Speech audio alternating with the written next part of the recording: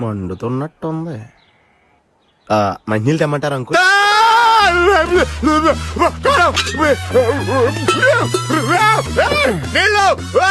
Uncle కార్లో కూడా మంచినీళ్ళు లేవు.